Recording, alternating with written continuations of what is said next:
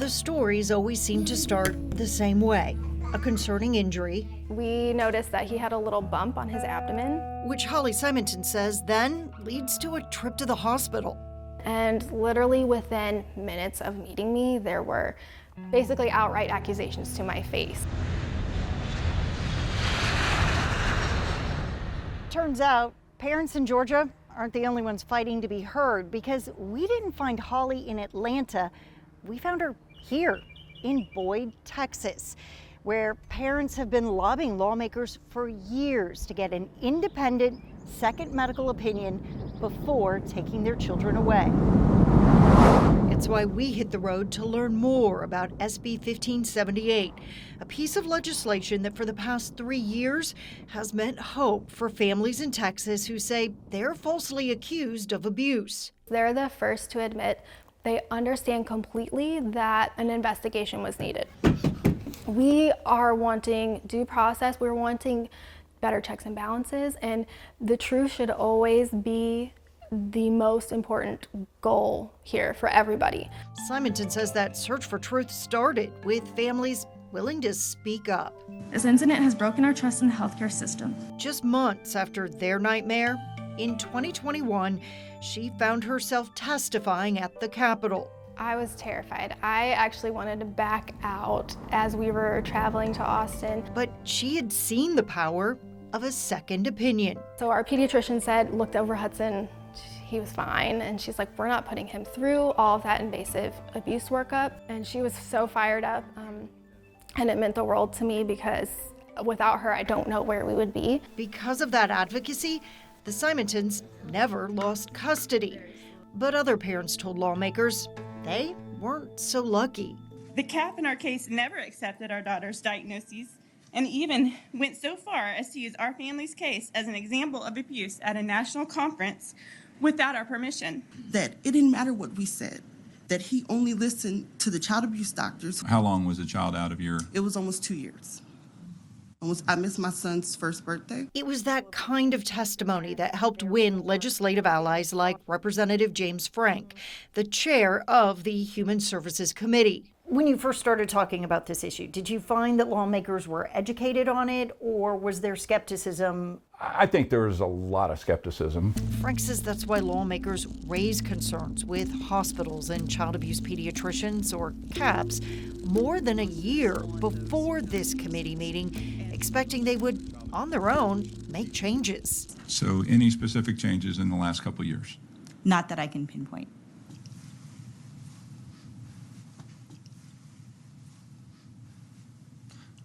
That's honest, that's good. He had hoped those conversations would prompt hospitals to change their policies without the need for legislative action. And I guess I am incredibly disappointed about the lack of process changes within the child abuse or the children's hospitals in this case. I don't have any kids that young anymore, but unless their life depended on it, I would not take them to one of these places. I mean, I think we can make it better as legislators, but until the culture changes, I don't think it's going to be fixed. Texas has 23 child abuse pediatricians, and Representative Frank believes the state should reconsider their role. There's a big difference between calling CPS and saying, look, we're seeing some things that are unusual here. You probably ought to check.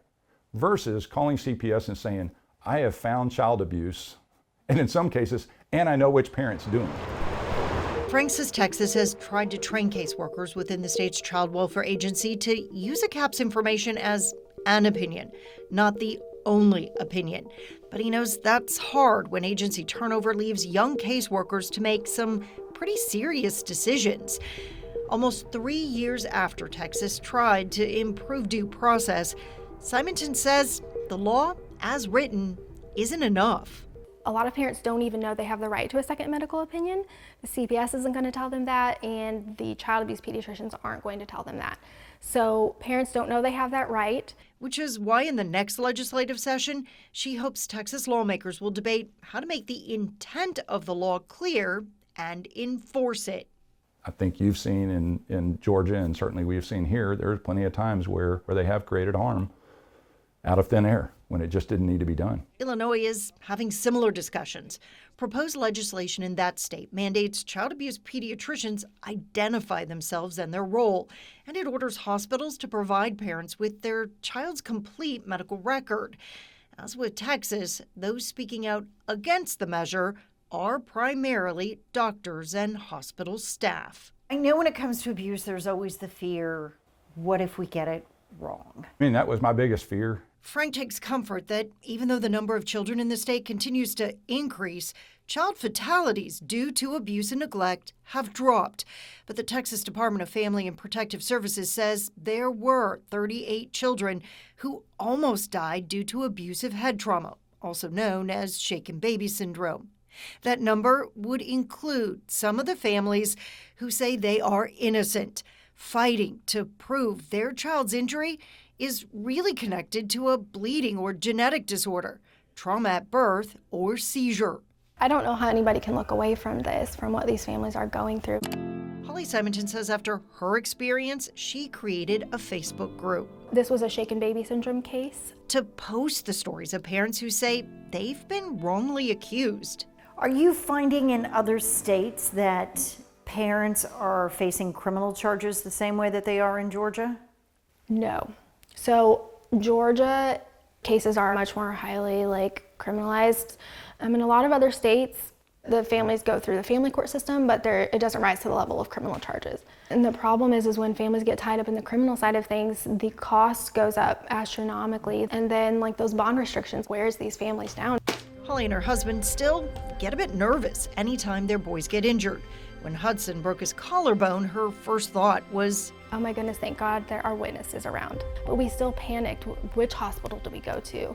We stopped in the parking lot and thought, are we putting our child in more danger by bringing them into this hospital? Do you ever find that you have those moments where you read things like the Happy Mother's Day card and you think, I might not have had this gone a different way?